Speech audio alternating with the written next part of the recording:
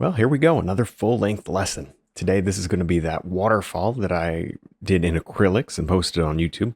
The one with all the golden colors. Very little blue, which I thought was nice. It was different. You know, I paint with a lot of blue. I just think it's so pretty. I think it really balances a painting. But this painting doesn't have a lot of blue, just for variety. I think you'll enjoy it. So here you can see that I'm taking some yellow ochre and water, and I'm just painting that all over the canvas here. This is a 14 by 18 canvas. I had to think for a second, but 14 by 18 canvas. And it just happens to fit pretty well on my easel. And I like a slightly smaller size for acrylics. I feel like it's easier. You paint whatever size that you like.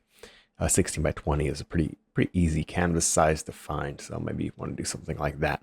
But that's a 14 by 18. I'm also using foundation medium. It's on my table.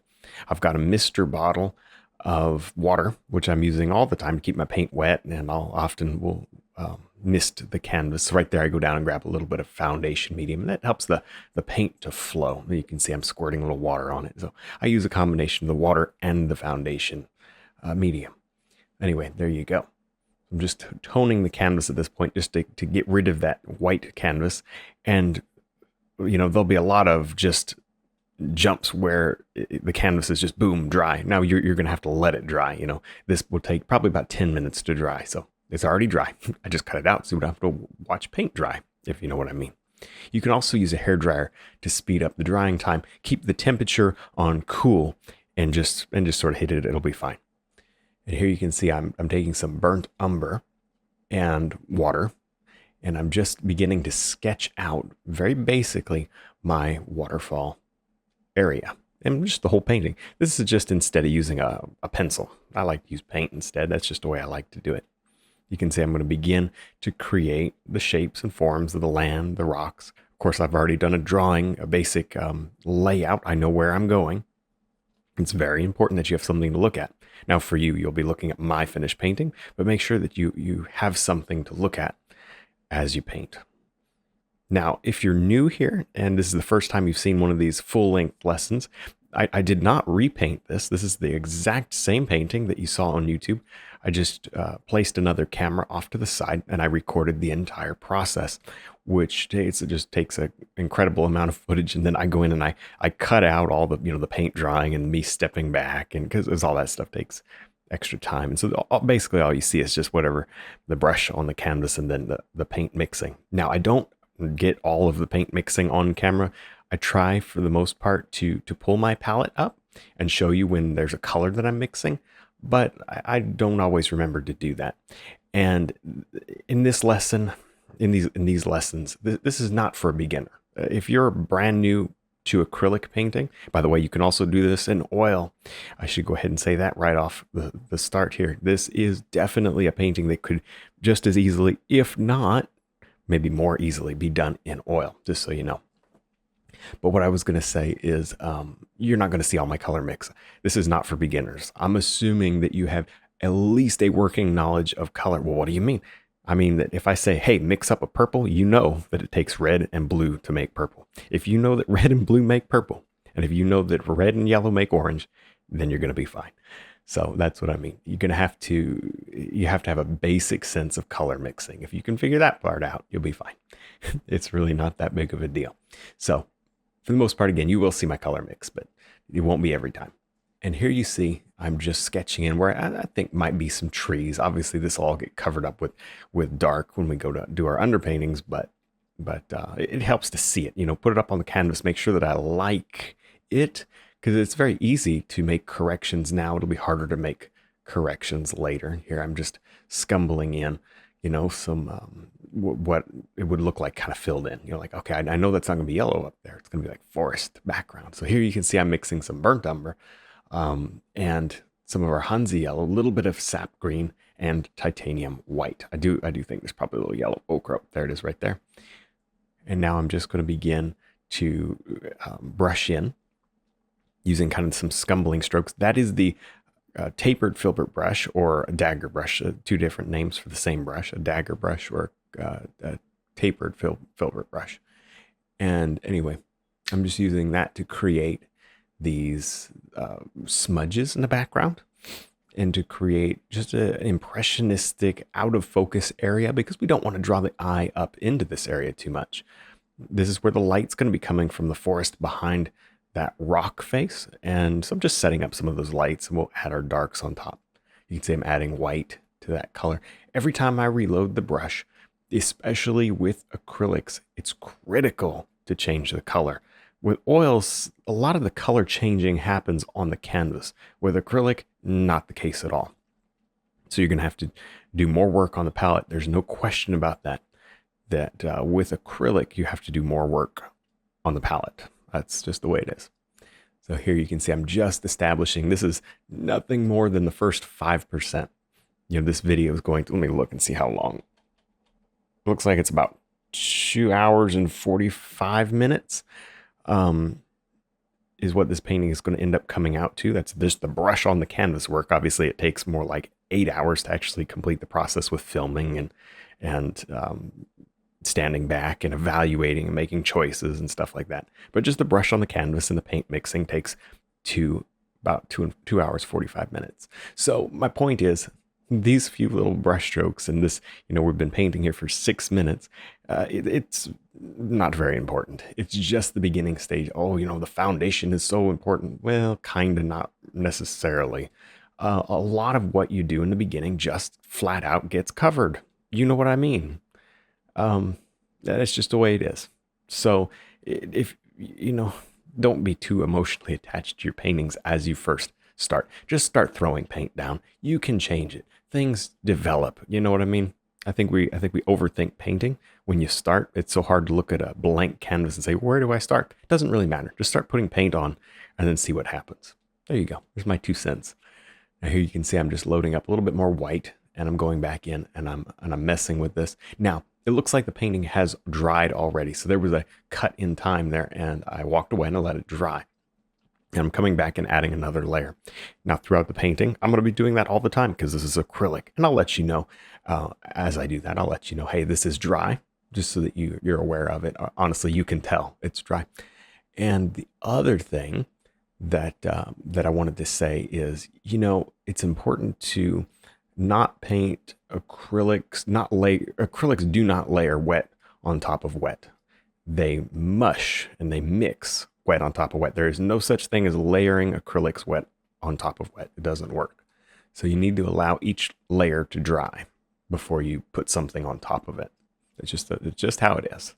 Here you can see some burnt umber, burnt umber and yellow ochre in there. I'm misting my palette, also misting my canvas. Now, if you mist your canvas later in the painting, you can make little beads of where the water interacts with the wet paint, and if you don't get it all worked in, it could be kind of weird. But in the background, that sort of thing is not a problem, especially not in a forest. So that's why you see me just spraying water on it, and it's all good. You can see I'm just developing some of the loose and random colors. I mean, at this point, you're like, is this ever going to turn out to be something? But yeah, you've already seen it. It turns out to be something, but it just starts a little rough. Now, as we wrap up this background area, just for starters, just as we wrap up the start of the background area, we're going to then work on the cliffs. Now you can see I'm just pulling a few strokes with the same color to indicate a couple of tree trunks. Now these are water-based acrylics. Obviously I got no problem getting in there with my fingers and blending because it rinses right off with soap and water. No big deal. Here you can see I'm just trying to layer in some of the tree trunks, putting some leaves on top of the tree trunks so they don't look like they're standing out on top. And make it kind of feel like it fits. In some ways, I'm probably put more time than I needed to in this background. But you know what? This is the paint. This is the first time I've ever done this painting. It's not like I knew for sure what I was doing. You never do on the first time you ever do a painting. And so, you see the good and the bad. And if I make mistakes, they're in here. And the good part about me doing the voiceover afterward, instead of trying to talk the whole time I'm painting, which wouldn't work. There's some burnt umber. There's just burnt umber and a little bit of water. But the nice part about it is if I make a mistake, I'll know, okay, I put foundation medium in there and yellow ochre as well. I'll know I made the mistake and I can say, hey, I just made a mistake. So this, 20 minutes of what I'm going to do, um, don't worry about it because I end up changing. But now that doesn't happen in this painting, but I'm just in theory, that's how it would go. Anyway, there you go. You can see I pulled down, kind of giving the shape of the waterfall. And then I'm just using random geometric shapes to create my rocks. You see, I went in and painted that tree and then realized, nah, I'm going to go ahead and leave the tree so that I can see it. Here I'm painting around that tree with some burnt umber. You put it on pretty thick so that it covers, and then it dries. You don't have to worry about controlling the thickness of the paint. Looks like I missed like a brush stroke or two there. It looks like I darkened that up just a little bit. And there you can see I'm adding a little bit on the right side as well. There's, I think, once or twice where I missed like 30 seconds or a minute of recording. And so I'll let you know when that happens and you'll see that, we didn't really miss much. I think you can handle smudging brown on the canvas. So again, there is foundation medium in that. I do like the foundation medium because it helps it to glide and flow. It gives it to me, a much better flow on the canvas. Here's some sap green right into that color. And that's the tapered filbert brush, the dagger brush. And I'm just smudging it right onto that area where there's going to be trees and stuff, just as a backdrop. That's perfect. It's all you need for a backdrop. Some things, for acrylic are just easier, and this sort of thing is actually easier in acrylic, I think. Just this part. Now here you can see I'm taking black and sap green with that corner, with the edge, the chisel edge of the brush, and I'm just touching it to try to create those little palm frond leaves. This is supposed to look fairly tropical, jungle-y. So there you go. And you can see I'm just still using big, bold geometric strokes, and I'm actually holding the brush upside down, and I'm just being loose with it. A little more foundation medium in there. We see that milky stuff in the paint. That's the foundation medium. That's just, I didn't mix it in real good, and I'm mixing it on the canvas. But again, it just helps it to flow. It dries clear. Even if you had a big spot of it on there, it dries completely clear. So there you can see I've just with a couple of brush strokes popped out that waterfall, and it's just nothing but the shape of the strokes and the color shining in from underneath. I put a little bit of red with my burnt umber just there, a little red with my burnt umber, and I'm just bringing in another color. That waterfall is not very far away. This painting doesn't go back for thousands of miles. It's just, there's nothing that's all that far away. And so we're going to have to use lighting and mist to create our atmosphere instead of just physical distance. Here you can see a little bit of, that is our cad yellow. I might have called that did I call that Hansa yellow earlier? That's cad yellow. Sorry if I get that confused. That is my cad yellow from the acrylics. If you don't use my acrylic paint, I would highly recommend that you at least give it a try, because I like it. It's kind of hard. That means my acrylic paint. Of course, I'm going to like it. It is good paint. I feel like it works out really well. It's highly pigmented, which helps a lot. You don't have to do 3 million coats. It just works.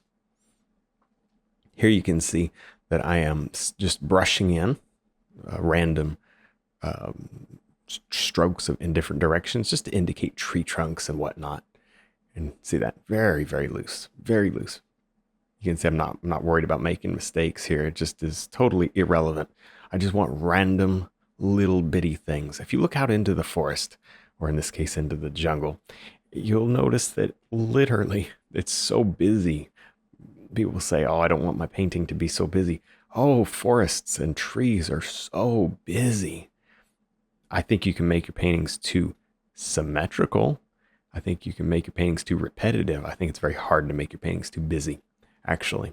I think people misuse that word. I think they're really trying to say, I don't like the symmetry in it. It looks off, because it is, again, hard to make it look too busy. So here you go. Adding in some red into the rocks just to change the flavor. When all you have is rocks, you've got to have a lot of color in those rocks to have a lot of different flavor going on. There you can see I'm adding a little bit of our cad yellow, a little bit of our yellow ochre as well. Just picked it right up in the brush and began to slash through there. Wet, yes, this is wet, and you see it kind of mixes. It doesn't really layer. It just kind of mixes. Again, this is just the underpainting, so I'm not worried about that. But again, you've got to let the paint dry before you ever attempt to highlight or anything like that. You can see here, little foundation medium, burnt umber, and a bunch of mud at this point. And I'm just trying to get some color, just some color worked in there. And I think that works out pretty well. So at this point, it's all pretty repetitive. I'm going to continue to take my brown tone, sometimes on the red side, sometimes on the green side, and then occasionally I'll put yellow in it. And I'm going to literally underpaint everything. I'm going to stay consistent with my shapes. If it's a tree area, bushy area, I'm going to paint it like that. If it's a rock, I'm going to paint it like that. I'm not going to indiscriminately just fill everything in. But it is very repetitive, and I'm kind of running out of things to say about it. So I'm going to put on some music. If you're new here, my brother actually gave me some of his music to use in these videos, which is awesome. So we don't have that stock music. So I'm super thankful for that. So I'm going to put on his guitar music, let you guys enjoy that. And then I'll jump back in if there's something to talk about.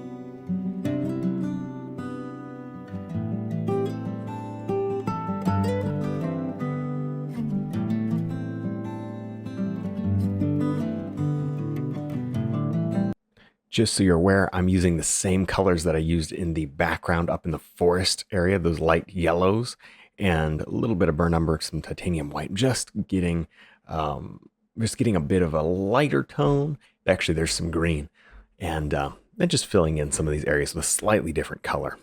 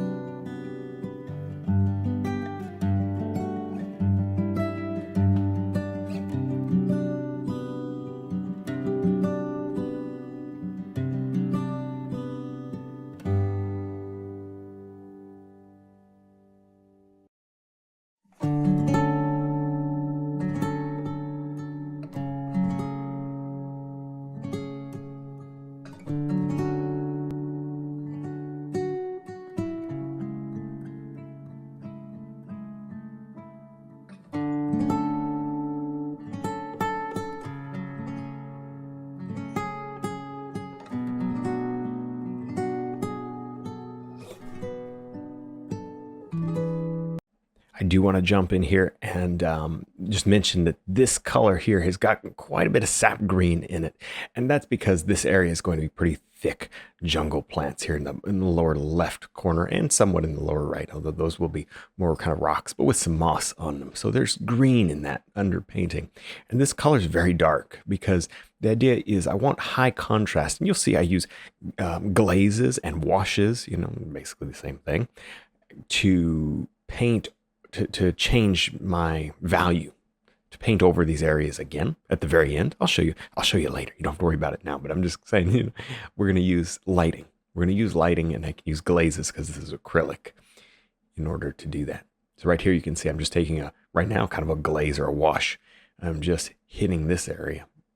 There's a little bit more black to strengthen that secondary little waterfall thing. Now I'm picking up some yellow ochre, a little bit of cad yellow, white, and red, and I'm sculpting a few of the shapes of the rocks. When I paint rocks, I don't think about painting rocks, at least not at the beginning. There's some black just to carve out the shadow there again. I don't really think about painting rocks. You know what I think about? Just the basic stroke. In other words, I just like, wham, I put it down really without thinking. And then I'll go back and I'll adjust it. Now, I haven't done any of that yet, but I'm going to go back and adjust it, add to it, change it. And it may not be until, now there you can see some burnt umber, red and black, and I'm painting in my red, it's actually some red, blue, burnt umber and black. And I'm painting in my tree trunk.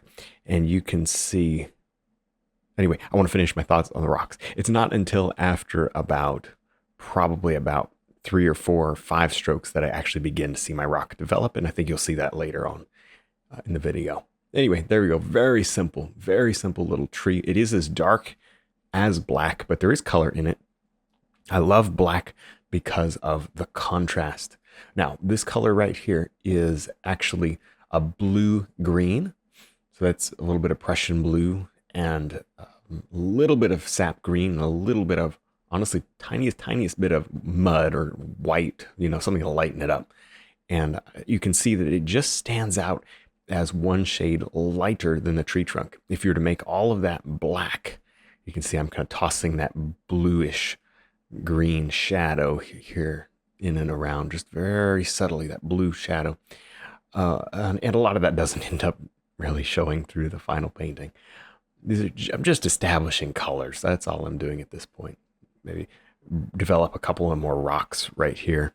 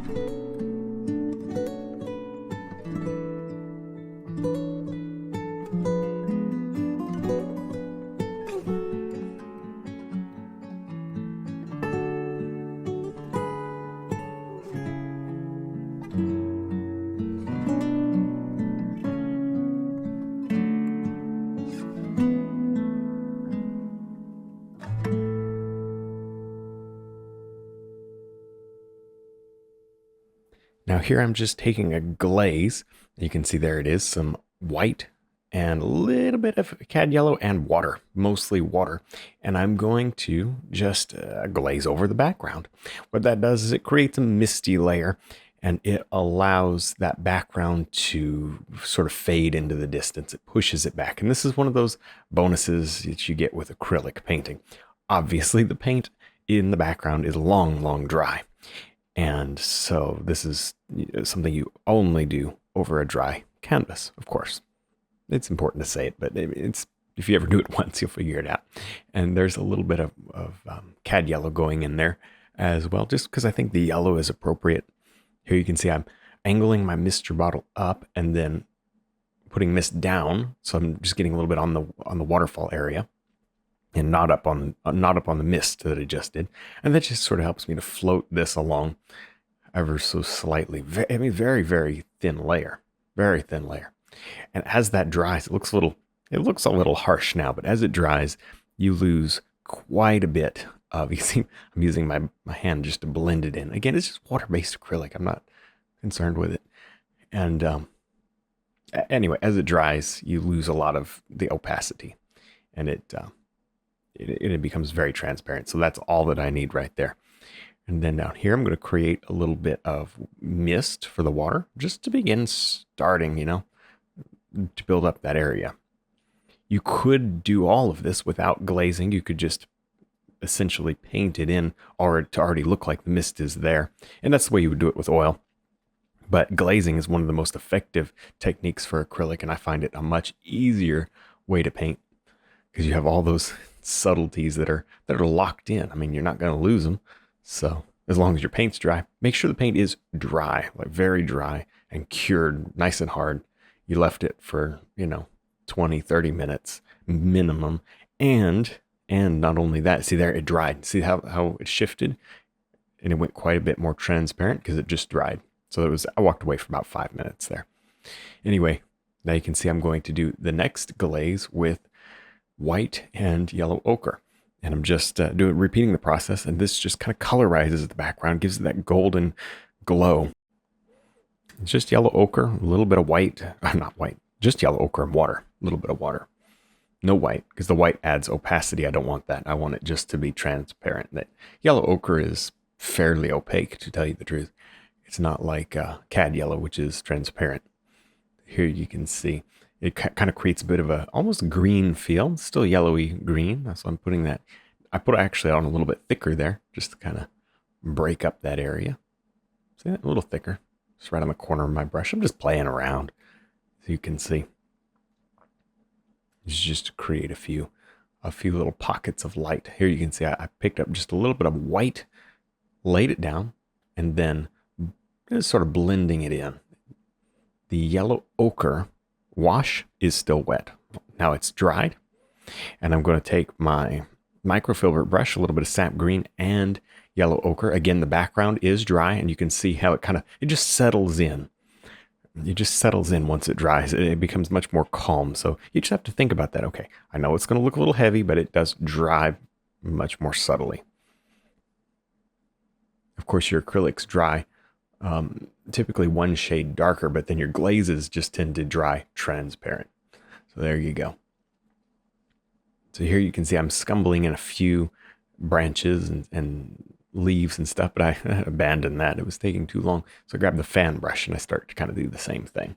All I want is just a hint and kind of help push some of that mist back and create a layer or two that I feel like maybe helps the painting out a bit. To have these little layers. It's not just flat. So the more layers that you build up, the better it's going to look. You just never going to have too many layers, really. Just create more and more interest every time you add a layer. Some more sap green, yellow ochre. Of course, we're leaning heavily into the yellow ochre tones in this painting, but you could do this painting with any color scheme that you like, really. Now, the secret to the fan brush, to this particular fan brush, made from very, very soft hair, is to keep it dry as you're painting. The brush is fairly dry. If you get that brush loaded down with a lot of water, it comes to a chisel edge and you won't get these individual separated things. So if you want individual separated areas, Keep that brush nice and dry. And if it gets too wet, stop, dry it off on a paper towel, and then just load the tip of the brush. Don't saturate the brush. Just you load just the tip with color. And that's how I get it to do that. And you can see how it kind of breaks up into 5 or 6 individual little pieces, and they're very random, and you can kind of use that as a stamp almost and create hundreds of little leaves in just a matter of moments. That's pretty nice. I do like that, especially for mid-ground. I think that's a real winner when it comes to mid-ground trees, and saves you time having to do comma strokes or anything like that. Here I'm taking some titanium white, a little bit of mud, and that mud. It had a little bit of red in it, as you can see, brownish red. And I'm just trying to pull in some more tree trunks. Really, I don't think it's adding much. If I were you, I wouldn't really do that now. You could do it later. It's kind of something that's better off done probably with a fan or the liner brush rather. But I'm just playing, just trying to get some texture and whatnot. Now, here's the number 4 bristle brush, and you can see I'm taking some titanium white. And you know what I'm doing is I'm explaining for the YouTube video that my palette dried and I had to put my paint back out again. So there you go. And it's important when you paint acrylic to put out just a little bit of paint at a time. Otherwise, you're going to be wasting a lot. Nobody wants to do that. Now here you see I'm taking my color, my yellow, my yellow ochre and my white, and I'm going to just with a broken up line begin to establish the outside edge of that first part of the waterfall. And you can put your hand there on the canvas. That's what I'm explaining for the video, I'm sure. Because remember, some of this is recorded for YouTube as well. So when you see me seems like I'm talking and explaining stuff, that's what it is. Pretty heavy amount of yellow ochre in that, really. Not too much foundation medium. There is just a little bit in that, and it helps it to flow, but there's not too much. The scratchiness is nice. I like seeing the roughness. I don't want it perfect and smooth and one tone. I want it to have many, many different tones and textures. I believe that creates more of an interesting look. Now you can see I'm stroking and I'm dabbing. And then occasionally you can take your finger and blend it. It's very good to do that. I'm going to allow some of my background to show through. And you know, that background's rough. It's nothing but smudges of paint. But when you put water over it, all of a sudden it looks like there's a lot happening back there. And you know we didn't paint that purposely. We just sort of smushed it in and let it go. But now see, it looks like detail underneath. Again, stroking it and also dabbling it so that I've got kind of a smooth edge, and then it kind of begins to break apart. I see how to dabble it and create those textures where it's splashing and hitting the rocks. And it just creates that interesting effect that I think really works well. Don't use too much paint. That's one thing here. I'm using very, very little paint, and I'm applying it in several layers. I'm not just going from start to finish in one layer, but I'm applying several layers, because you got to have, you see how much yellow ochre is in that color. You've got to have multiple layers if you want it to look transparent. It will not look transparent without multiple layers. So there you go. Got to have that. Some areas are pretty opaque, and then some areas are very, very transparent, and some areas are kind of just missing, and it works. And overall, it comes together really to make the effect.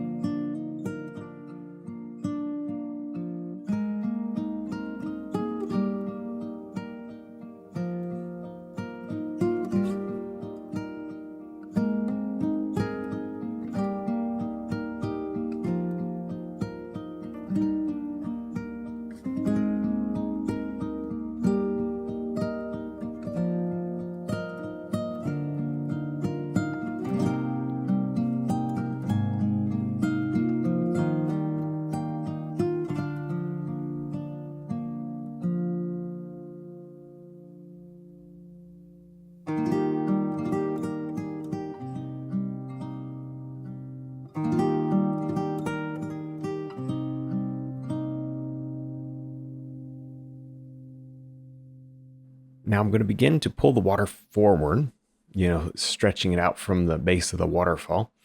The waterfall base you can see is fairly misty, but we can go back and add more mist later once we establish the rocks. It's kind of important not to do too much here because you're going to end up having to do a lot of work on the rocks and probably going to end up losing out on your effort.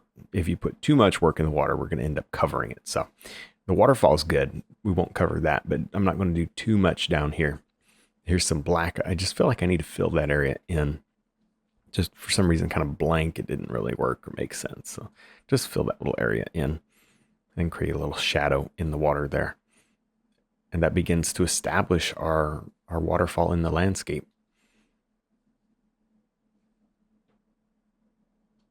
Now here, I've got my same number 4 bristle brush. Probably not the best brush in the world for this, but it works. It was in my hand. And I'm going to now establish those rocks before we go too much further on the water. And this actually helps to push back the waterfall and hold it into the landscape. Now these rocks are going to have a slight tone difference. Those toward the waterfall are going to be a little lighter because they're going to be wrapped with mist, and then the ones coming forward are going to be nice and dark, and that'll create some good contrast. The contrast is so important, especially when you don't have a lot of physical length in the painting. You could throw a rock and hit the waterfall. It's just not that far away. So you got to do it with mist and with lighting, with atmosphere and light. That's how you create your depth. There you see I'm adding some shadows, reflections in the water area there from the trees and the rocks. A lot of dark that needs to be kind of represented in this shallow area. Of course, you're going to see through this water. Anywhere there's not really moving water in a highlight, you're going to see into that sandy bottom below. So that it matters, Now, a lot of it will be covered with moving water. We're going to do a lot of rapid water on top. But we will see through some of it. So I'm going to establish my shadows there because that would be appropriate for that area because it's so dark. This is just burnt umber and black. Painting that over top of that. You can see it's just these little things. I mean, there's a lot of just little things kind of setting myself up, setting my riverbed up for the highlights to come later. And it's these little things sometimes we overlook, but you know what? They make a difference. Carving out the rocks, shaping the landscape and getting it ready for the water is important. Because if you get your rocks kind of established, the edges established, mostly talking about the edges, not really talking about the highlights or anything like that, just the edges of the rocks established, then it is going to make the water easier. Water's not typically hard. People don't typically struggle with water. Sometimes they're like, oh, this painting just for whatever reason the water gave me trouble, but that's less common than people that struggle with rocks. So when we come to the rocks, I'll give you a lot more tips and tricks and things that'll make it easier for you. Hopefully ways that are that'll make it easier for you to picture the rock. But here you can see I've got a little bit of yellow ochre and sap green, and I'm going to splash in a little bit of color from the jungle in the water, just as preparation. You could have tons and tons of colors in here, and these colors will be in the rocks as well. And they're going to be in the rocks, so they'll definitely be in the water. Now, when it comes to picturing your rock, again, you don't picture your rocks completed until they're about, I don't know, at least halfway done. Then you can kind of start to see them. I don't see them. I don't know what that rock is going to look like exactly. I put a smudge down and I put another smudge, and then I begin to see the rock. And that's how you can make organic. That's what I'm doing right here. I'm just putting smudges down. I'm guarantee you, I'm not sitting here thinking, okay, here's how my shapes go. And no, see, it's just to see how it's developing. So I'm pulling the strokes out. Now over there, that's just dark to kind of fill that area in. But I think if you think about it less, you're going to find your rocks get better. Again, you probably won't see a finished rock. You won't be able to picture any kind of finished product until about halfway through the rock, and that's normal. That's the way it works for me, at least. So now I'm taking that yellow ochre, and I'm just mushing it into some of that sandy color, the burnt umber. Is all of this necessary? Not really, but I don't want my painting to look too unfinished. And I feel like maybe it was a little bit rough. And this, to me, cleans it up a little. This is burnt umber and red going right on top. And what that does is it creates a little bit more depth, a little bit more shadow to the water in the foreground. Here's a little bit of brown and black, again creating even more shadow right here. Even more shadow. There may not be any red. I did say there was red in there. I was assuming it kind of looked like there was some red, but there may not actually be red in that. Who knows? Does it matter? No, it does not matter. Oh, and if you're worried about it like it matters, no, don't. That's going to be a problem. It's going to make painting hard for you. Don't do that. Don't worry about stuff. That's so funny. I literally think overthinking is probably the number one problem with artists. I really do. Overthinking. Because it'll all work out in the end. Typically, it just works out in the end. And if you painted for any length of time, you probably agree with me. Now, right up here, I've got some white and some yellow. That's our CAD yellow, of course, on the custom tapered round brush. See, I normally do oil voiceovers, so I've got to change my colors and I got to change my brushes in my head, So it takes me a second. See, there you can go. See that I'm creating these little beams of light. Not crazy. They don't fill up the whole painting and say, look at me and I can't see anything else. They're subtle, and I like that. It's very, very critical to have a dry canvas at this point. Dry canvas to work on. If you try to do this over a wet canvas, or worse, a tacky canvas, you'll actually ruin the painting. Well, you won't ruin it, but you will have to completely repaint the area if you try to do this when your painting is partially dry. You'll actually cut through the layers and create a big mess. Wait till it's completely dry and it'll work correctly for you. There you go. There's your warning. Now here you can see I'm going over the same area a couple times to build up the strength. Reload some more of that color. This is called dry brush blending or glazing. And what you do is you take a little bit of water, maybe about 50% water, 50% paint mix, and then you just scrub lightly, very lightly. You don't need a lot of pressure. You start adding too much pressure and then bad things can still happen. It's still a very light stroke. And that's my favorite brush for the dry brush blending technique. It's also my favorite brush for painting clouds in acrylic. It's different. It's shaped like a really stumpy, wide cone. And you don't really use the tip of the brush very often, as I use the tip of the brush. It was made to use the side of the brush as an extremely soft way to blend and get these controlled glaze areas. It's just different. Something you could never do with a mop brush or anything like that. It's because it's so short. It's stiff and yet soft, but you've got to use it on its side. See how I use it on its side like that, and not straight in. I don't usually use the point of the brush. I use the side of the brush.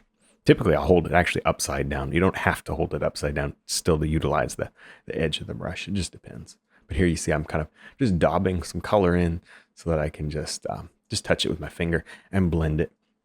Create those little pockets, those little glistening areas through the leaves of the canopy of the forest, I think, or jungle. I think that's really pretty.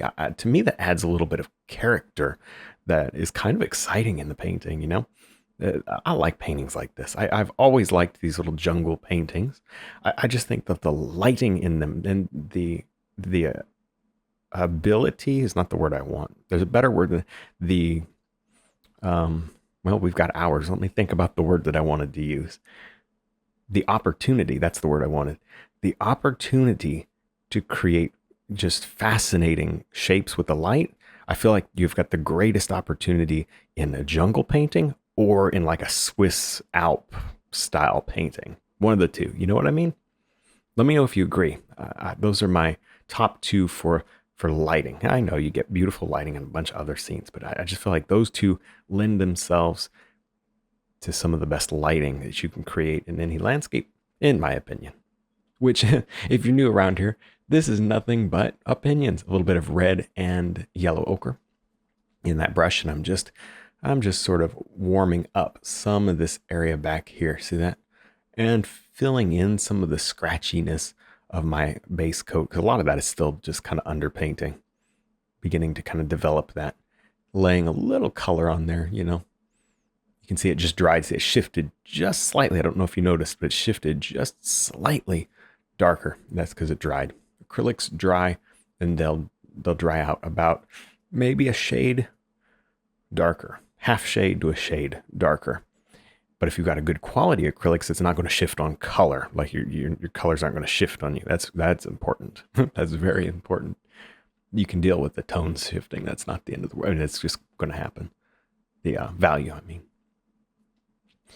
Anyway, there you can see I am just beginning to round off a few of these rock formations. Just again, laying some color on. Well, how do you know where to start? Well, I kind of see a shape. Like I know I want my rock here, so let me just make a mark. Boom. Okay. You know, it's not like I don't see the rock at all. I mean, I see that there's going to be a rock there. I see the blob of paint.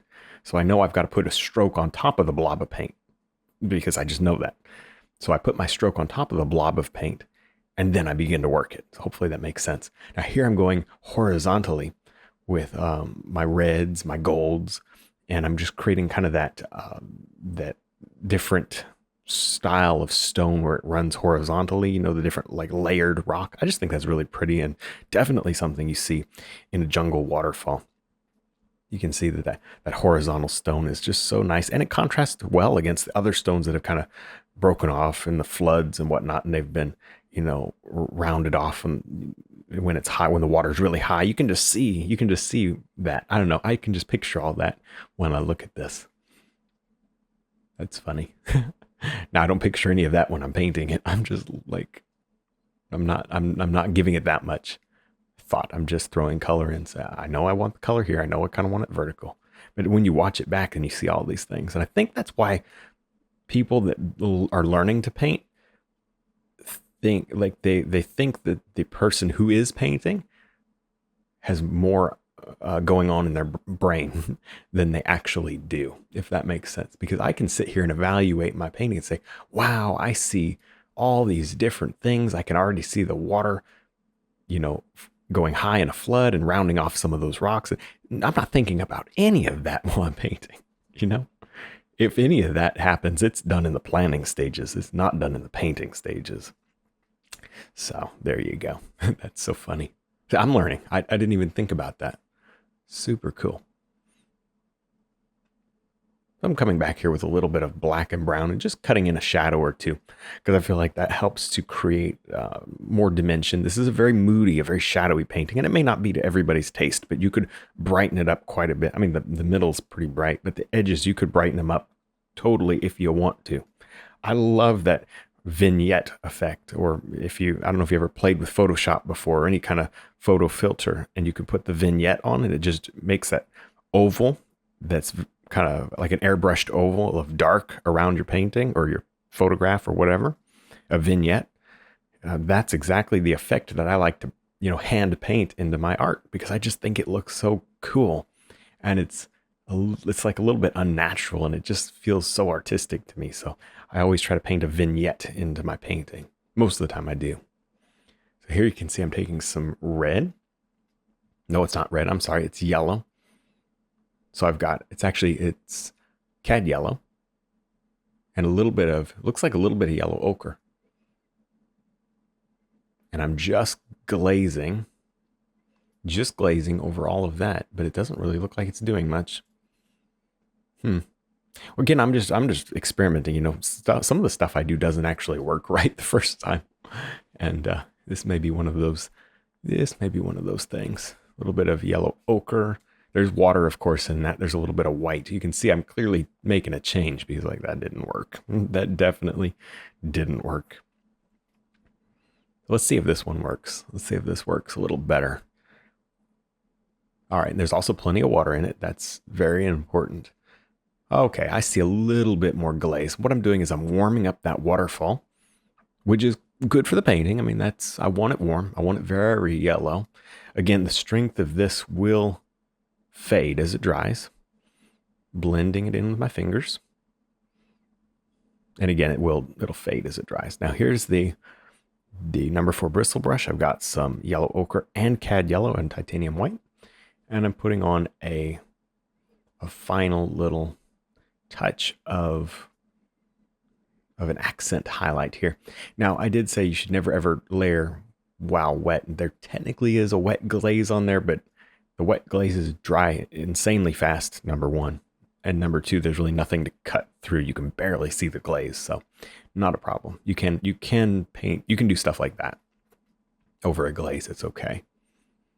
But normally you allow each layer to dry before you continue. That's just normal. It's definitely the safest way to go with acrylics.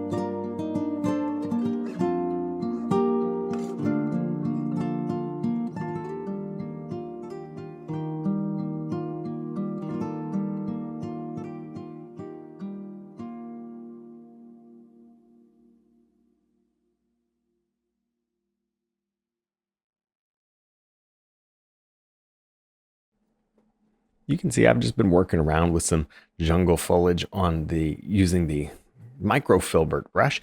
And the reason that I use the microfilbert brush is just to give a different texture, a little more detail, something different to the overall look. That way it's not just the same old repetitive thing, and it begins to bring a little sharpness, a little more refinement to the shapes of the leaves. You can begin to see individual jungle type, big, broad, flat type leaves, which I think are cool and very nice. So here's some blue and some red, making a very deep purple.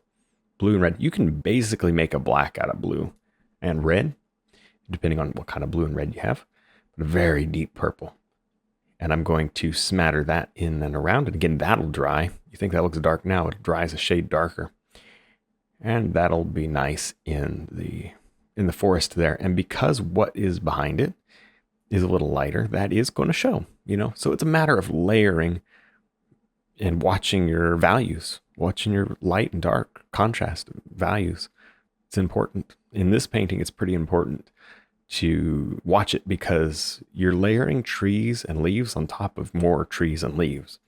So yeah, the value changes. What's behind it has to support what's on top of it. You can't put dark over dark and expect to see it. You know what I mean? And I mean, that's obvious. Like, of course I know that. Yeah. But once you get the brush in your hand, then it's different once you get the brush in your hand. So anyway, there you go. Now here you can see I am creating a few little branches. Now I've got foundation medium, and that does help it to flow. There you go. Those could be vines. I mean, I live here in Tennessee, and I've got giant, thick vines that grow up some of my trees. So, there's vines wherever this is. By the way, this is not a real place, just somewhere that I came up with. Now I've taken the number 6 flat brush, and a mix of burnt umber and white and a little bit of yellow ochre. And I'm just smattering in a few just touches of highlight, broken up pieces to that rock, forming, just little edges and bumps and kind of random, and then touching it with my finger and blending it in. I want it to look like pebbles and places that are kind of broken up. And this is good to go ahead and get out of the way. These are going to be our brightest rocks here in the middle of the painting. That's where we want to draw most of our attention. That also helps to support the waterfall as far as the composition of the painting, kind of draw your eye into the middle. And as I'm doing the rocks, now let me see what we're doing. A little bit of red, burnt umber, yellow ochre, and you can see I'm just changing the flavor of it. It's good to change the flavor on your paint. You don't want it all this, at least I don't want mine all the same. I like a lot of variety, and most of the variety happens on the palette. I think I said that earlier. Now I added a little bit of yellow or muddy yellow green. I threw some mud in it. It had green in it. And there's some more sap green, a little bit of cad yellow. A lot of this stuff's already pre-mixed on the palette, just laying there on the palette. But that is just cad yellow, sap green. And I'm beginning to work in some mossy areas as well. Now I'm adding some yellow ochre, some red. We'll do something to the same brush. So it's got green in it, but we'll do something a little bit more on the warm side. Bring in a few more of those pieces of highlight. Everything's a broken texture. You'll notice that nothing is filled in or smoothed out too much. Very broken textures. Now here's some, into the same dirty brush, some yellow ochre, white, yellow ochre and white. I'm just creating a little bit more of an accent highlight. Now at this point, I definitely see the rocks, and I saw the rocks, many, many brush strokes ago. As far as, people ask me how do you picture the rock? Well, now I can see the rock. I can begin to say, do I like what I see? I'm going to make changes to make it feel more natural to my eye. And, here I'm kind of going with that similar angle because I kind of want that geometric shape. You know what I mean? I don't want it symmetrical, but I do want it to kind of have that feel. You know what I mean? You've seen river rocks and how sometimes they're kind of cut the same way, layered the same way. I kind of want something like that. But again, not symmetrical. There's a balance to that for sure. But you can see just using a bunch of different colors. Your colors don't have to match mine. You could do this whole painting in completely different colors and it would be great. And again, you can do it in oil, and it'd be fun to see it in oil. Here you can see I'm going to take this is the mix of yellow ochre, a little bit of red burnt umber, and I'm going to begin to work up the tree with that beautiful warm brown. Begin to carve that tree out. Just the beginning stages of it. Everything gets a blend with the finger, otherwise it leaves just a hard edge. Get rid of that hard edge immediately before it dries in the paint, otherwise you got to paint over it. And sometimes a little bit easier said than done. Sometimes it kind of shows through and you end up having to put a couple of coats on to cover it. So I kind of always watch my hard edges as much as I can. Make sure that you're getting it done right. We're really to the point of the painting where I'm going to begin to gradually start highlighting everything, which is exciting. I'm going to take some of my yellow ochre and sap green. Again, all the colors are so similar. You can use any kind of variation of, and everything's kind of mixed together anyways, but any kind of variation of what I'm using is fine. Yellow ochre, sap green. Most of my highlights are going to kind of live in that area with a little bit of cad yellow added, but not a whole lot most of the time. It just depends. But here you can see I'm going to shape a few larger jungle type ferns or palm kind of large leaf stuff. Who knows? Probably not perfect to anything in nature, but it looks good, to me. It looks good to me. I'm happy with it. Yeah, anyway. So I'm gonna put on some music. We're just gonna go around the whole painting, begin to highlight, just begin to develop some of the shapes in the foliage and also on the tree trunks as well.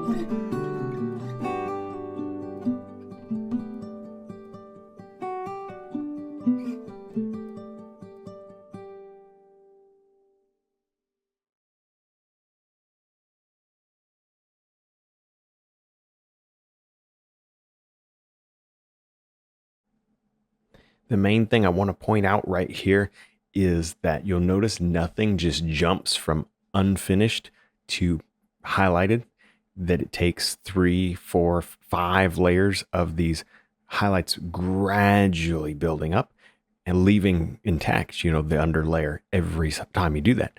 And what that does is it creates a far, far more interesting painting. In photography, it's called dynamic range. And when I learned that, I realized, oh, that's true in painting too. And now that I understand it, I know to do it. That was years ago, and it actually helped my paintings a lot. And I began to put 5, 6, and 7 tones and value changes in my painting.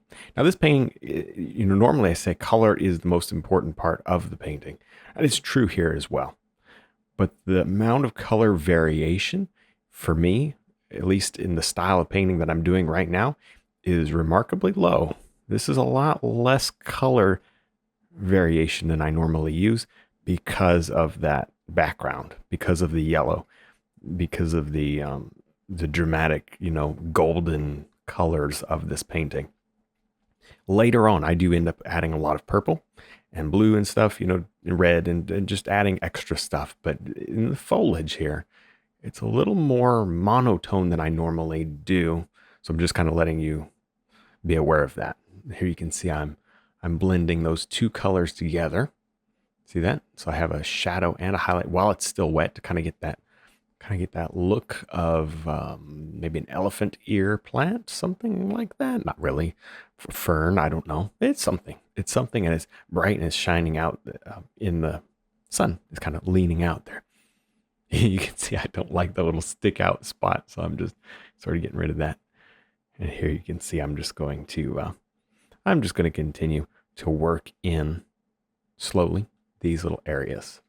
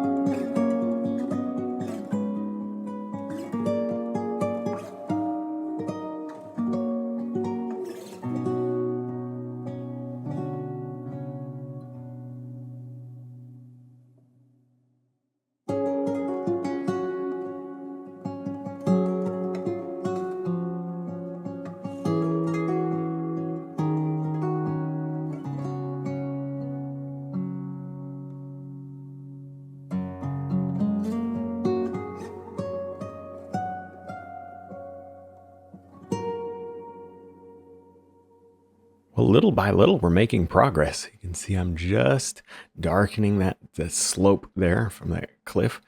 You can see how much those original rocks really don't show up, and where the waterfall is. Just it's amazing the stuff that you do in the background that does end up getting covered up in the final deal. Here's some blue, some red, some green. Blue, red, and green. Now, the blue and the red make a nice purple. The green is there just to help kind of gray it down a little. That's what that's about. And plus, I like the idea of having the greenish gray purple, versus just using black to gray it down. I feel like it's better to have a little color in there. You can see now I'm just hitting in with more of my yellow ochre and sap green tones. Some of the highlight there, and back to my purple and green mix, and I'm adding the shadows in. So we'll slowly but surely get this thing established, and the purples will come in stronger later. I'm not going to go crazy because I do want it to look gold. I do want it to look gold. You can see I'm kind of pulling these out there. I'm keeping these very subdued. What I meant to say, pulling them out from behind those trees that we painted earlier. And so that I don't just like obliterate the trees, but they feel like they're living in and around the trees. I think that works. At the end of the day, it almost looks completed right now. You almost could stop right now. I mean, in that section I was just painting as far as foliage goes. I don't remember if I did a whole lot more work in that area or not, but we'll find out. Up here on the top, I'm just adding in a few extra branches, palm frond stuff growing in. Here's some yellow ochre, red, that is cad yellow, and sap green. Yellow ochre, red, cad yellow, and sap green. Wouldn't it be nice if I would move that camera up just an inch? There we go. Yay. Now I ditched that color and I decided to go on and paint with some darks first, get some contrast going, a bit of structure to that area. Look at the big tangled mess of trees. I like how they're kind of weaving in and out from each other. I think that makes it interesting, especially there's something on the right, especially on the left though. I think that is just so cool how they're weaving in and out. When you do your painting, that's our red, cad yellow, and little bit of sap green in there as well. Anyway, what I was going to say, when you do your painting, weave your trees in and around each other. Don't just all make them straight. Certainly let them cross around each other and have funny spots and weird things, because that makes it look more natural, more full of character. This is the number 4 bristle brush. Not that it matters. You can do that with just about any brush. You can do anything with any brush. It just, sometimes if you get the right brush for the job, it does make it easier. It's sometimes an understatement. It makes it easier. You can do just about anything with any brush. Here you can see I'm slicing in a few more of those midtones. Black, sap green, burnt umber, and some more of that deep shadow going in. I'm definitely getting the palm frond look here. Maybe there's a tree like that growing off the side, and we just see a few of those branches reaching in. That's cool.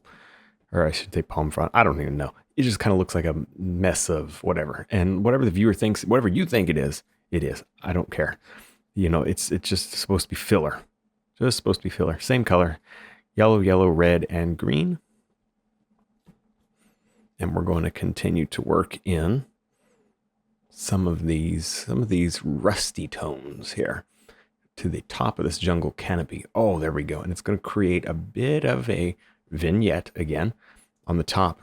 And you're going to make you almost want to duck your head when you look at the painting. Look up under the foliage. And I think that's so much more dynamic and interesting than just having it open on top, to me. There you go. Now here I actually changed to the angle filbert brush, or the dagger brush. And that's good because you can get those little triangle leaves. If you don't have one, jump on the website and pick one up. I think you'll really be happy with it. It creates some nice sharp lines like a liner brush, and it also does great leaves like this pretty quickly. So you can use it like a liner brush and then to make leaves. I do like to add a little bit. I mean, obviously there's a little water every time I pick up a brush. You have to dip it in water, and then just a little bit of water, not much. Otherwise, you just your brush just sucks the paint up, and it's kind of hard. It doesn't flow. Always have a little bit of water in the brush when you're painting with acrylics. Not a whole lot, usually, just a little. There you can see I'm just kind of bringing in some of those comma strokes. But that brush just really, it does a nice job of getting those leaf shapes in there. Some red, green, yellow ochre, which I'm running low on. You can see that it's just taking a little bit of time to develop this area, but it's similar to the other areas. Now I'm just going to do some more of these leaves.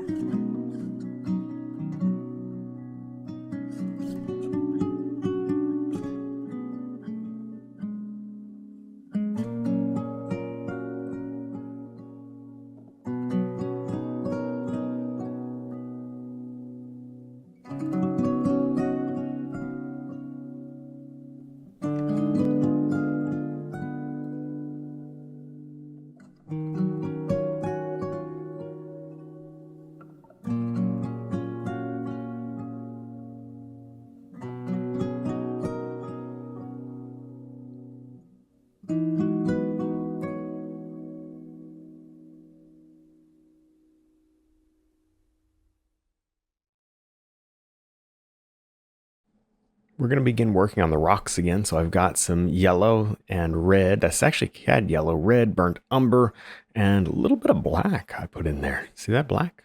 Everything's kind of mixed together at this point. It's like, yeah, kind of all mud at this point. But anyway, that's the color, mud. If you can find some mud on your palette, it'll probably work. Now I'm going to slice in. This is again the angle filbert brush, and it's not normally my first brush to go for when it comes to rocks, but you can see it gets the job done as well. I'm sure I just used it because it was in my hand. A lot of the times that's why I use a brush, because it's in my hand. It's a good reason. Sometimes got to keep the creative flow going. I mean, that is legitimate, actually. That's not even being silly. Sometimes you do want to just you're going, you just want to keep going. When I paint acrylic, it's important to rinse. I've got a jar of water. I rinse my brush out in water, and then you can set it on the table. It's important not to let them dry with paint in the brush. Otherwise, you'll be ordering more brushes, and I don't want you to waste your money. Now we're going to work on these rocks here, and we're going to create the most sharp and the most detailed of our rocks. Although they won't be necessarily the brightest area. The brightest area still should be the waterfall area. But these rocks definitely are going to have a lot of cracks, a lot of detail. This is red, yellow, cad yellow, and this is red, cad yellow, and sap green is my color here. Red, cad yellow, and sap green. And by the way, red and cad yellow make something that's very close to a yellow ochre type of an orange. There you go. And we're just going to stipple on a little texture, and I use my finger just to blot it and blend it in, and slowly work up. Well, that time I had a little more green in it. I change the paint every single time. Change that paint mix just a little. Some black, some burnt umber, creating that mossy texture, all in that area. Again, you put a stroke down, you say, oh, okay, now what can I do with that stroke? Where can I take it? And then you begin to work the edges of that stroke to pull your rock out from the stroke, if that makes sense. And we're using moss to kind of shape that rock more than anything else, because these rocks need to be pretty mossy. I think that would look nice. A nice edge, a nice crisp edge to pull it away from the background. Good to get a lot of this established. We may mess it up with the water, and then we'll have to go back and fix it, but that's not a problem either way. I do like to paint typically out of order, and have to go back and repair stuff, and that's just the way I like to do it. You gotta paint the way you like to, right? Sometimes if you want to paint the rocks, you gotta paint the rocks, even if technically you should have the water done.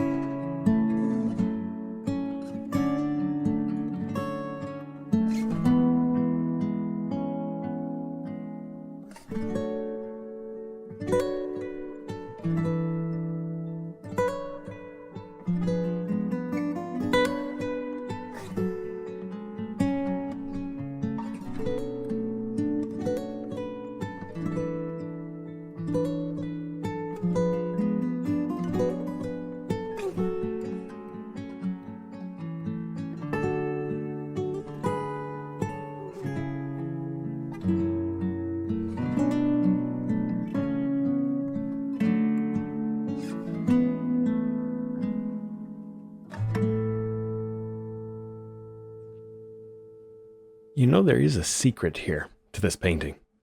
Probably wasn't one that you were thinking of when I first, when you first saw the finished painting.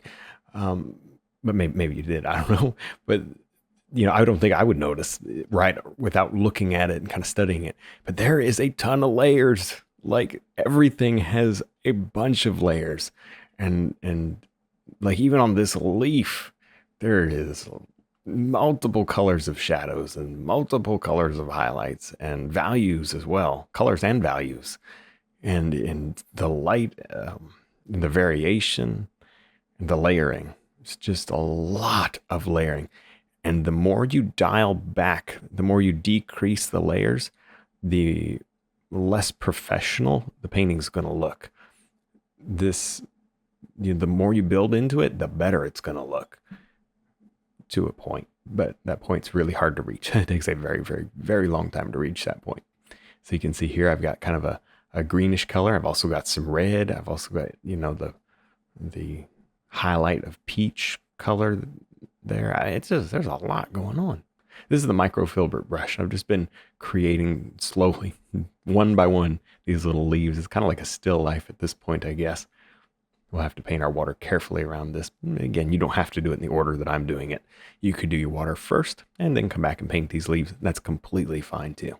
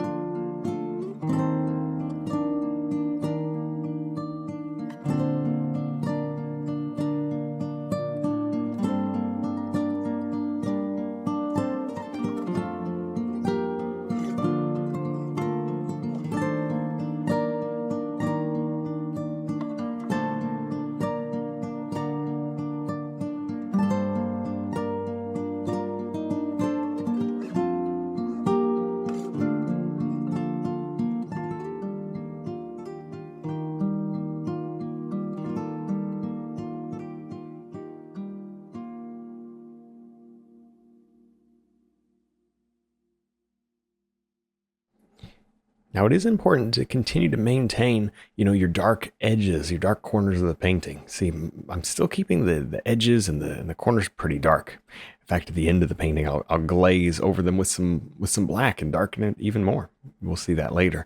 Here you can see I'm adding an old stump, and it's dead. It's totally covered in moss. You can see it kind of looks soft, rotten away. That rounded top. Anyway, that's kind of neat. And the little branch there. It just adds some character. It'd be easy to get in here and fill it up with a bunch of leaves, but I think having an old stump kind of hanging out from there is interesting. I think that it breaks it up and changes it. I really felt like it needed a change, needed some variety. Again, I'm using all my same colors, highlight primarily with the cad yellow, red, sap green mix. A little branch there, little top. That's just number 4 bristle brush, stippling. Here you can see I'm adding some of my yellow ochre, my red, my cad yellow into the angle filbert brush, and I'm highlighting that little dark red, orangey tropical plant. I have no idea what that is, but it's kind of pretty. It really reminds me of like sometimes like a hotel you would see like a potted plant, or not make a big hotel like convention center kind of a thing. They have like those tropical giant potted plant areas, and they have stuff like that. I've seen stuff like that for sure. Maybe not exactly, but something similar. There's some white as well in that red. It's got a little bit of potency here to cover. See that the white adds. You don't want to add too much of the like pink, and it'll be a kind of weird, but it helps it be opaque and helps it show up once it dries. That white really adds a good bit of opacity. You'll realize when you paint with a red and not white, just the red, that you'll lose it. It becomes very dark and it becomes pretty transparent.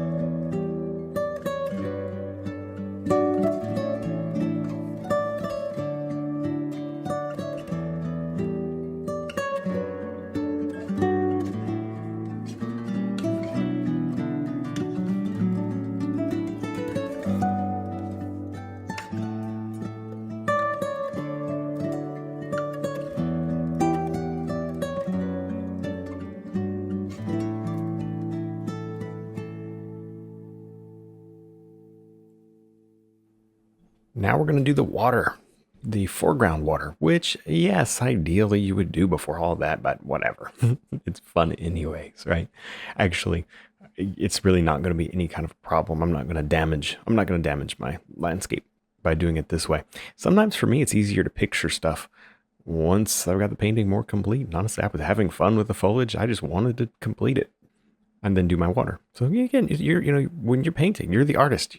You do it the order that you want, not necessarily the order that would make the most sense, because it's your painting, it's your painting process, it's your brain doing it, and it's gotta work for you. It's a very individual sort of a deal. The art is, isn't it?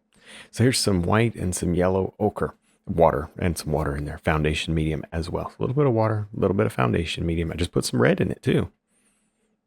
Yellow ochre and white. Number 6 synthetic flat brush. And I'm going to now bring in a lot of horizontal movement to my water. Now this canvas, I'm just gonna throw this out here right now. This canvas is, to me, straight on. To the camera, you're looking off to the right hand side. So the water is gonna look like it's sloping down the hill. In real life, it doesn't have, that's not that way. I could rotate the whole image in the program and make those lines straight, but then the lines of the canvas look funny. I've done it before. It looks funny. So I'm just make a note. Your water needs to be flat. I'm going to say it one more time. Your water needs to be flat. Okay. Hopefully nobody missed that. And my water is flat, but it just doesn't look like it because you're looking at it off to the right-hand side of the painting. So anyway, there you go. Now here you can see I put in a little bit of paint and then I blur it with my finger, and that smooths it out quite a bit. Just a quick stroke, and I allowed that transparency, to work for me. So again, that water and foundation medium is what's causing that transparency. If there was just none of that in the brush, it would be very opaque and it'd be very hard to smudge it with my finger, feather it, as you see I'm doing here. Very, very good to be able to do that. That blending there is nice. Just with your finger, soften it out. Now I am going to, when I'm done with this, I'm going to put some purple around it as well. I'm going to put some purple shadow mid-tone areas, just something different. A little bit, I put just a little bit of burnt umber. Just a little bit of burnt umber in that water, and now I pull that down. Now it's beginning to make sense. That rock ledge, it's starting to take shape and develop because the water going around it.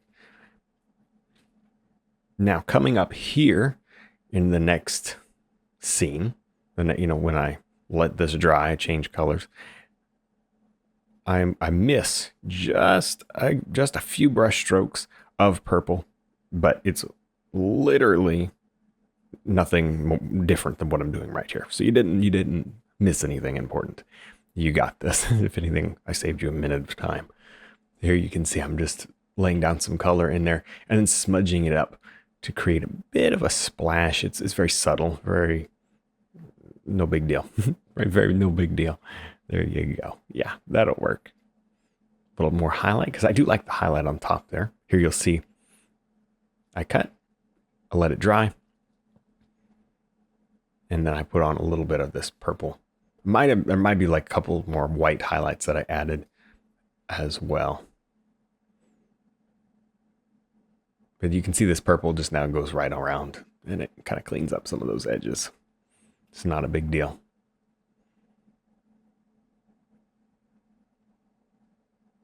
Yeah, see, the purple part, not very important. And you can see my foliage and my rocks are totally intact because this water is so shallow. I actually don't need to get it's not like I'm painting a lake where, I got to paint the blue around my leaves now. Nothing like that. Most of this water, we're seeing through it anyway. So, you know what? Doing that landscape first didn't make a bit of difference down here. Now I'm going back and I'm putting a couple more highlights in just to strengthen some of that light. And honestly, that's about all it takes. It doesn't really require a lot of finessing, just Just a few good strokes, a few color changes, some variation in tone, and there you go.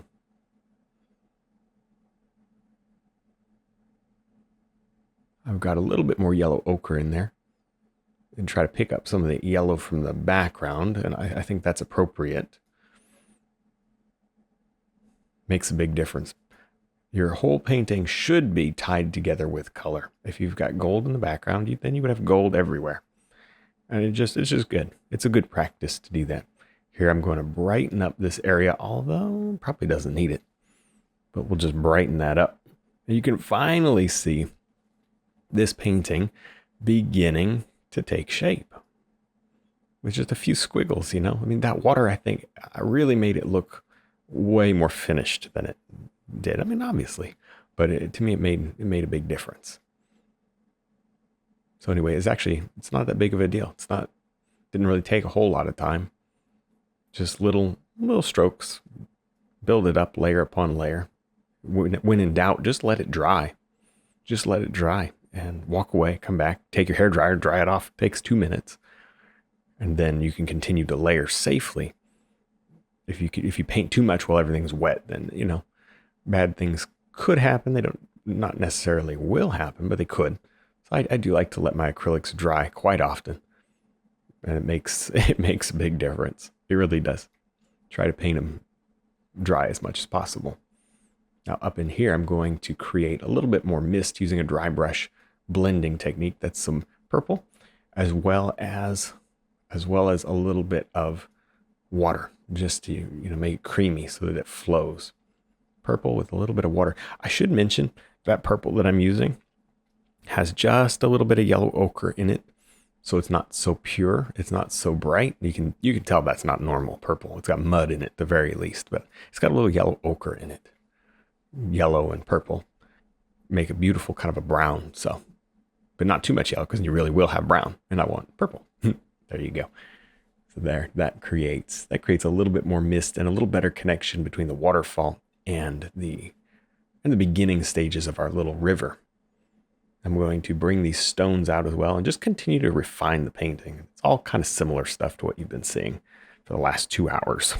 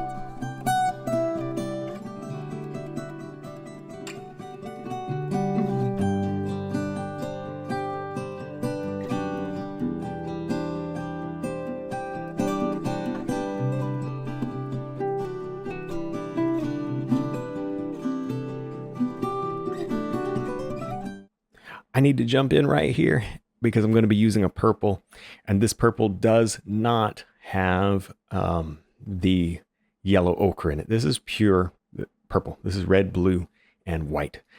very dark. There's not much white, but it is a pure purple, and you can see the total difference in the color of it.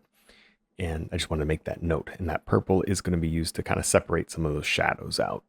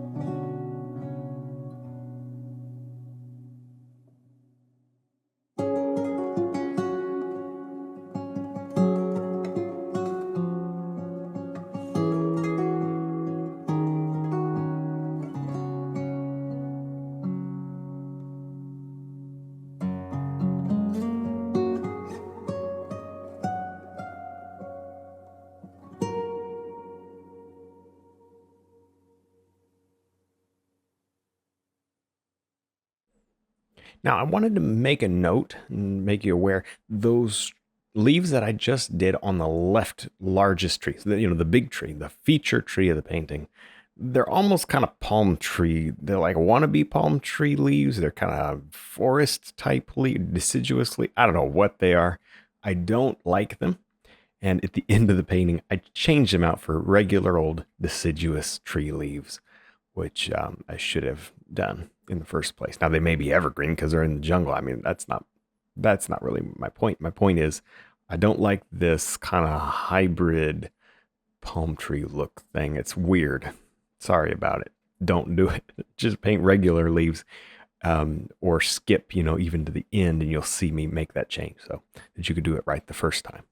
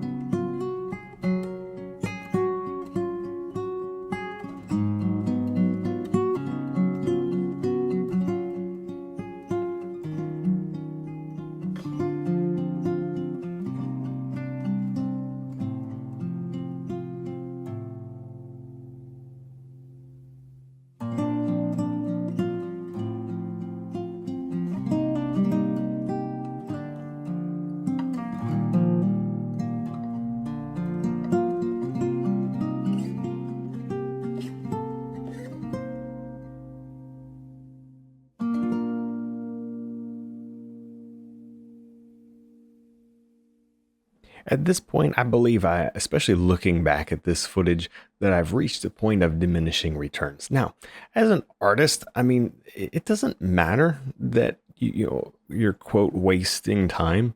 Number one, it's never really a waste because you never really know what might happen. Number one, there's always practice if you want to consider it practice. But no, because you never know what could happen. So sometimes it pays off to play around. Sometimes really cool things happen. But here I do believe I've reached a point of diminishing returns.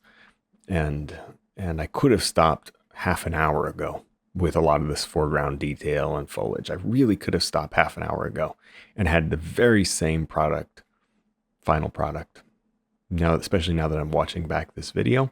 But who knows? Maybe all these little subtle things that I'm doing here maybe they do make a bit of a difference. I'm not totally sure. I'd kind of leave that up to you guys. See what you think. When you're doing your painting, please feel free to stop whenever you want to. Your painting's going to be different than mine anyways. Your leaves are not going to be in the same exact spot that mine are, even if you wanted them to be. So just use mine as a guide and a way to learn the strokes and whatnot, but it will definitely be different in some ways. There's some blue, some red right on top of green, just to create some bluish, purpley blue, mostly blue green foliage there for shadows, which is kind of cool. Now here I'm going into some more of a purple, And we'll use that right down in there. It's very subtle. It's extremely dark. I'm going to lighten that just a little. Very muddy. Pick up some more green. It just creates a little bit more variation in color. See, we're starting to finally build up the color variation a little bit more like I would typically do.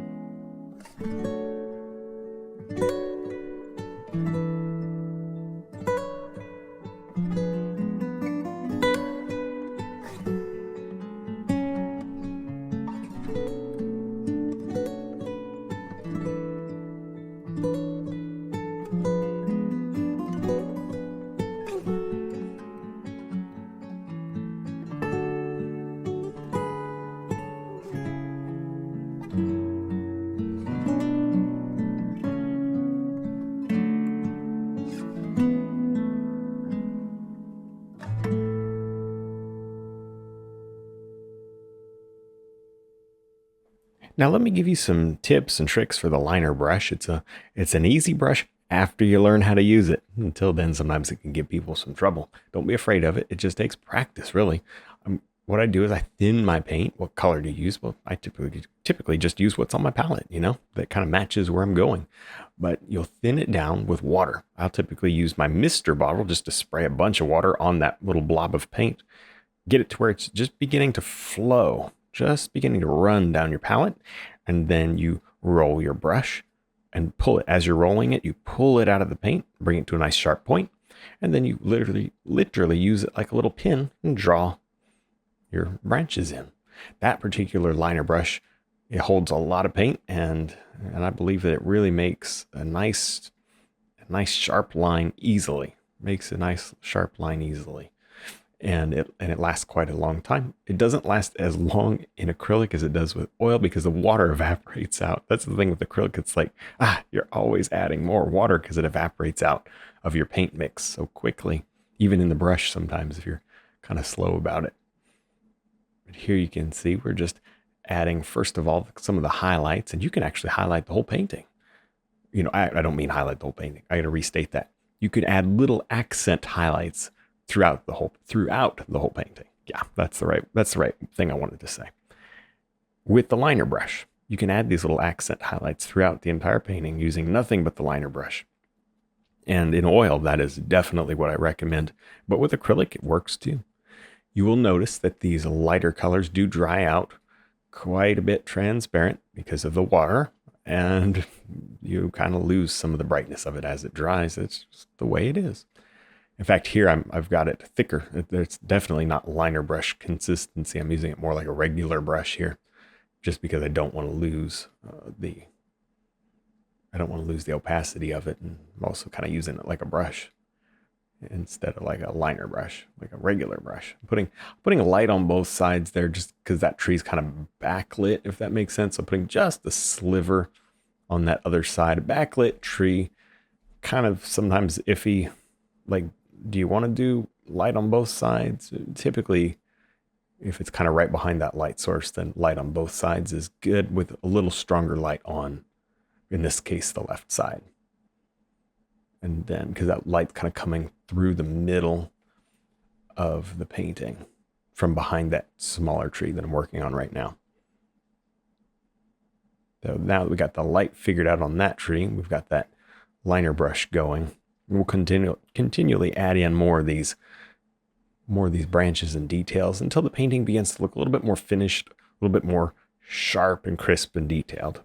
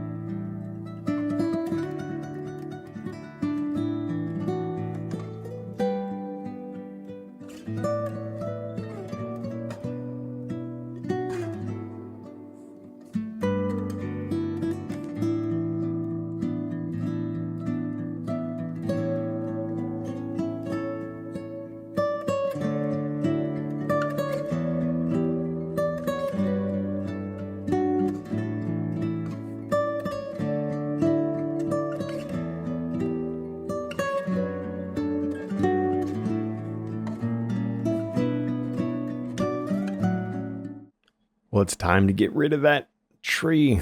Not the whole tree, just the leaves that I don't like. Thankfully, we didn't really put that much time in them, but I'm going to take the fan brush and some of my highlight yellow browns, the everything we've been using, yellow ochre, cad yellow, red, green, and I'm going to begin to stamp. See that? I'm just stamping right over that tree in order to break it up. See, I'm breaking it up. Now, all of a sudden, it doesn't look so much like a palm, like a wannabe palm tree. It never did look like a palm tree. Totally wrong kind of trunk. And now I'm coming in with, now you see it dried. See how it shifted darker. I'm going to take my flat brush, some dark colors. And anyway, that's all it took. Wasn't a big deal. I'm going to take my black and my water on my flat blender brush, and I'm going to just glaze. Now, you don't have to do this. I'm just choosing to do this on my painting. In reality, it probably doesn't need it, but I think it's a little too busy on the sides. I like, for the sake of my painting, to be a little quieter on the sides. So I'm gonna just darken that with a glaze. Again, just transparent mix of black and water, and that's all it is. Black and water on a clean spot on the palette, and I'm just glazing over the side. Make sure it's a soft transition. I don't want to see like a hard line. Oh, that would ruin the painting. Again, if you're not totally comfortable with this, or there's no reason, if you don't feel the need to do it on your painting, then for sure don't do that. But I just felt the need on my painting. It just knocks it down a little bit, doesn't it? Makes it a little quieter there along the sides. But yeah, look at that tree. It looks so much better. It doesn't look like a palm tree anymore. Now it just looks like a leaf tree. So much better. It's what it needed to be from the beginning. You can see I'm just hitting the water, just the edge there, and it just ever so slightly reduces the brightness. That's one thing I just love about acrylic. I must be filming the YouTube part right there. That's one thing I love about acrylics, is just how you can glaze them. The glazing is by far the most powerful thing about acrylics. So be sure that if you're painting acrylics, you're utilizing glazing. It may take you practicing even on a scrap canvas, but learn the amount of water to paint that you need, depending on what you're doing. You might want a little more water. If something like this, you definitely want quite a bit of water, not very much pigment at all. But that's it. Honestly, that wraps up our painting, which is great. I mean, kind of a repetitive painting, I'll be honest, but I think the result is worth it. This could be just as easily done in oils, although you definitely wouldn't be doing that until it dries. So here it is. Here's the finished painting. Hopefully you enjoyed it. I'd like to see your version, and I will see you in the next full painting lesson.